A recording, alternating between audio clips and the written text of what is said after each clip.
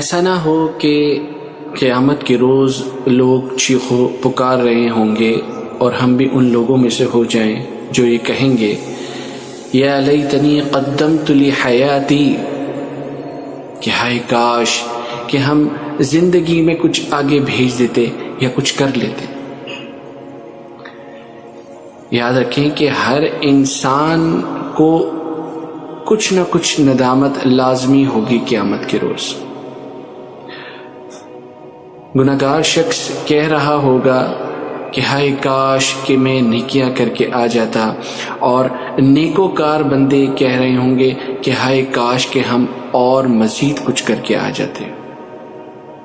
آپ تصور کریں کہ ایک انسان جب فیل ہوگا قیامت کے روز، جب وہ دنیا میں واپس نہیں آ سکتا، وہ نیک کام نہیں کر سکتا، اور فیصلہ ہو گیا کہ تو نے جہنم میں جانا ہے، تو کیا کیفیت ہوگی؟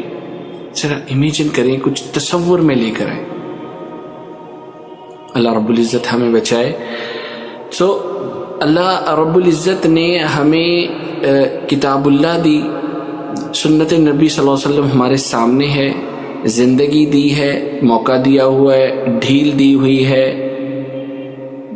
فری ہینڈ دنیا میں کیا ہوا ہے کہ جو دل میں آئے کرو، دو رستے دے دیے، اب اس میں سے ہم نے اختیار کرنا ہے کہ کیا کرنا ہے۔ کیا ایسا افسوس ہوگا اس دن کہ انسان یہ کہے گا کہ کاش میں کچھ اور کر کے لے آتا۔ اللہ رب العزت ہمیں تیاری کرنے کی توفیق عطا فرمائے، کتاب اللہ اور سنت رسول صلی اللہ علیہ وآلہ وسلم پر عمل کر کے اپنی زندگی کو گزارنے کی توفیق عطا فرمائے۔